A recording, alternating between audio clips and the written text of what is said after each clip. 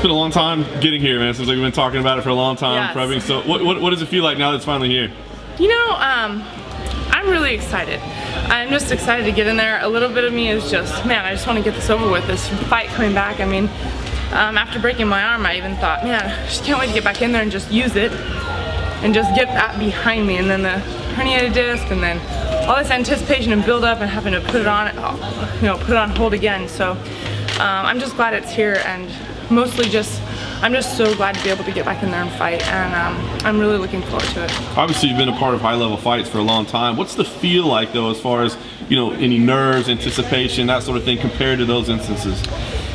You know, I think for me, this is different. It is new. I feel fine with it. I like experiencing new things. I think if anybody's ever been involved in any kind of fighting, or even been around somebody who is a fighter, there is just so much nervousness involved with it. It doesn't matter what it is. So I fear every opponent I'm against. I get worked up, I get nervous for every fight I have, and this just has a little more attention on it. So yeah, it carries a little more weight, but any fight I want to win just as badly. It's not just because people are watching. I want to win just because I want to win.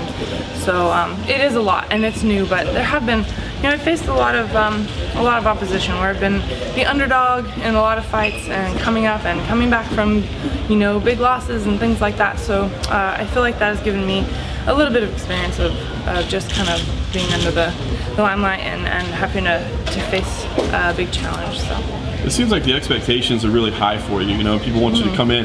What do you think? I mean, do you welcome that, and the fact that it looks like people, want you to succeed really quick, or do you want people to kind of temper what? Because I think it's like if you don't come out there and have a first-round knockout, they're gonna say, "Oh, come on." Yeah, I feel like I'm in a little bit of a lose-lose situation, because I think, I don't know, the expectations are so high. How can you meet that? You go to a movie that everybody talks about, and you go and you're like, well, it wasn't that great. But if you go to a movie that's not really that talked about, and you're like, hey, I kind of, because you don't have this already perceived, a perception of how it's supposed to be. So that is probably the hardest thing I'm focusing on, is just fighting my fight and not feeling like I have to do this thing that takes me out of my comfort zone. I want to go in and do what I always do, and that's just perform and go by the game plan. And if people like it, they like it, and if they don't, I'm there to fight no matter what. So. On that same note, do you feel like you have to prove that you're more well-rounded than just boxing? I do, but I've been saying this whole time. I would rather be on that end of it than people thinking I'm not going to do anything, don't have any expectations of me because they don't think I can do it. So it is a lot, and I think about it and I think, man, I better do something great, because there's a lot of hype, and I need to make this worth something. But at the end of the day, I want to get in there and fight, and I need to not think about, what everybody else is thinking, and just kind of do my thing. Does this fight lend itself to something other than boxing? A stand-up fight against Pennington? Does this fight lend itself to that more well-rounded? I think that Pennington has a good, well-rounded game with her. She's good in the clinch. She's comfortable with it. She's comfortable with, some of her chokes we've obviously seen. We've all seen them.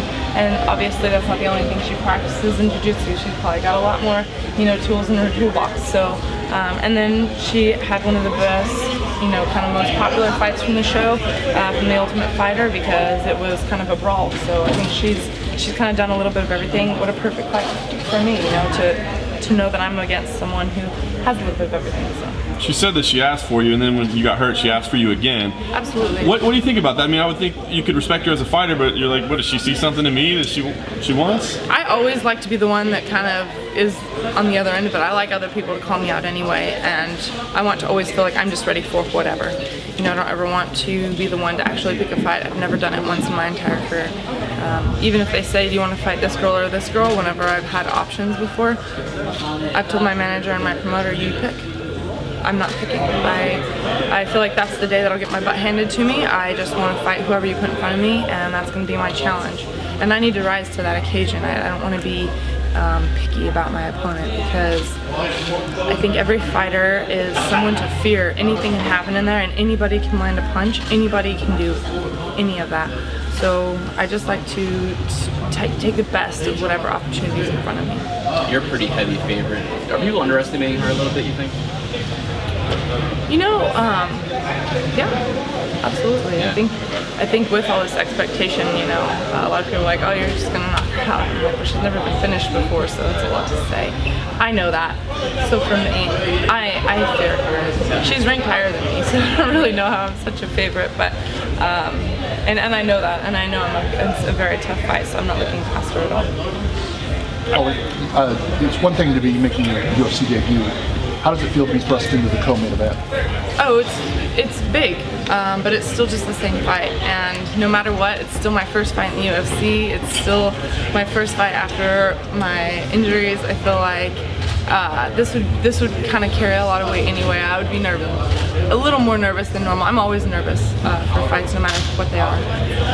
I get nervous to train every day because I want to do well, I want to perform well, and so now I'm just kind of at the point where, you know, it was that added extra weight, but what can you do?